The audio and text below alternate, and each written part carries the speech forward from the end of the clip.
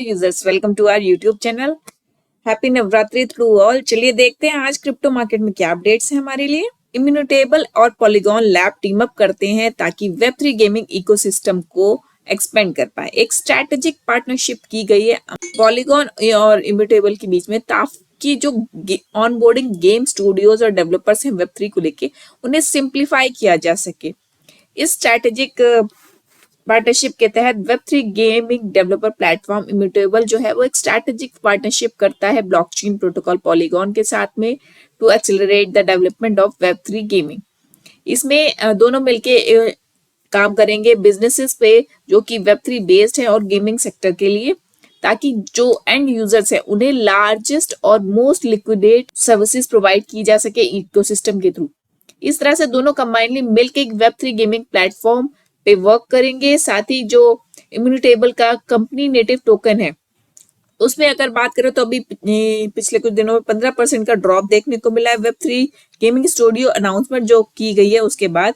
साथ ही इम्यूटेबल और इथेरियम दोनों फोकस करेंगे कि वेब3 गेमिंग इंडस्ट्री को और ज्यादा एक्सपेंड कर पाए और नए टूल्स के साथ मेन स्ट्रीम पार्टनरशिप के साथ इसे और ज्यादा एक्सपेंड कर पाए। इसके साथ इम्यूटेबल जो है वो लॉन्च करेगा 50-100 million venture fund Web3 games के लिए, और पॉलीगॉन लॉन्च करने वाला अपना बिजनेस यूनिट जो कि वेब3 गेमिंग की एडवांसिंग को ध्यान में रखते हुए उस पर वर्क करेगा। तो इस तरह से दोनों मिलके वेब3 गेमिंग सेक्टर को और आगे ले जाने के लिए टीम अप कर रहे हैं। बात करते हैं क्रिप्टो प्राइस के बारे में। बिटकॉइन का अगर प्राइस देखा जाए $28,000 तक पहुंच गया है और उसी के आसपास अभी ट्रेड कर रहा है।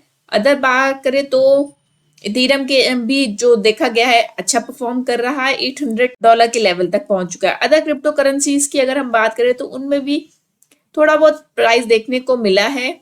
इथेरियम अच्छा परफॉर्म कर रहा है। अदर ऑल्ट कॉइन्स अगर देखा जाए तो वो भी ठीक ठाक परफॉर्म कर रहे हैं। अभी करंट जो मार्केट सिनेरियो है वो थोड़ा सा वोलेटाइल बनी हुई है, क्योंकि रिसेंट में जो क्राइसिस हमें देखने को मिले जैसे कि यूएस बैंक के रिसेंट क्राइसिस, इसके अलावा अनदर जो भी निगेटिव चीजें न्यूज आई हैं उसने कहीं ना कहीं क्रिप्टो मार्केट की सिचुएशन को थोड़ा ज्यादा वॉलेटाइल कर दिया है। अगर बात करें एक्सआरपी की तो 21% तक बढ़ा है। साथ ही कार्डानो में देखा जाए तो 10% का पंप देखने को मिला है। डॉज कॉइन, एवलांच दोनों में 60% का पंप देखने को मिला है, जबकि पॉलीगॉन और लाइट कॉइन 4% तक बढ़े।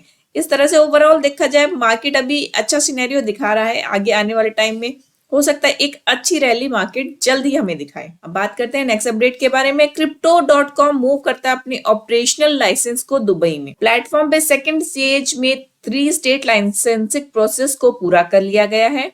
अगर बात करें क्रिप्टो प्लेटफॉर्म Crypto.com की, जो कि सिंगापुर बेस्ड है, इसने अपने मिनिमम वायबल प्रोडक्ट के लिए प्रिपरेशनरी जो लाइसेंस है दुबई में वर्चुअल एसेट रेगुलेटरी अथॉरिटीज के द्वारा वो रिसीव कर लिया है। इसकी अनाउंसमेंट उन्होंने मंडे को की। साथ ही ये जो लाइसेंस है वो 3 स्टेजेस में था, जिसमें से प्रोविजनल जो परमिट है और स्टार्टिंग की जो प्रीमेटरी लाइसेंस और ऑपरेटिंग लाइसेंस है वो उसे मिल चुकी है, और सेकंड स्टेज के प्रोसेस में Crypto.com लाइसेंसिंग के मामले में। साथ ही अगर बात करें तो Crypto.com ने इस चीज को अनाउंसमेंट करके बताया कि वो इस लाइसेंसिंग की इस स्टेज पे है।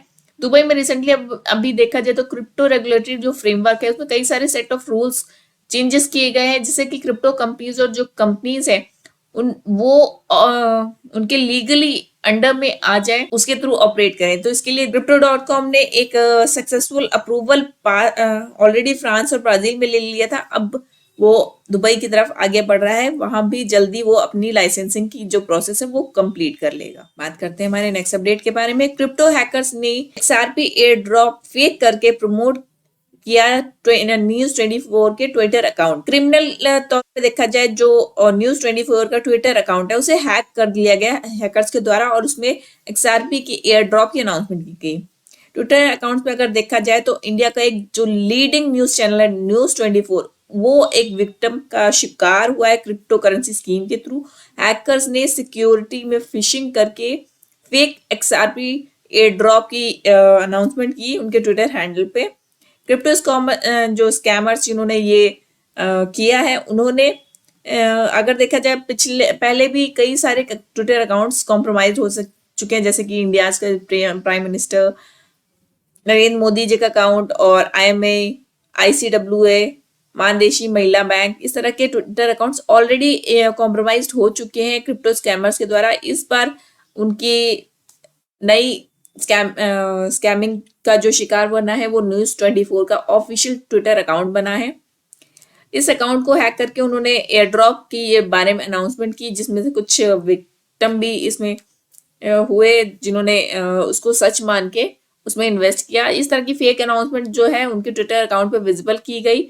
और नोटिस करने वाली बात यह है कि जो इशू आया, जो स्ट्रगल कॉप अप करना पड़ा अटैकर्स के साथ में, वो देखने वाली चीज थी।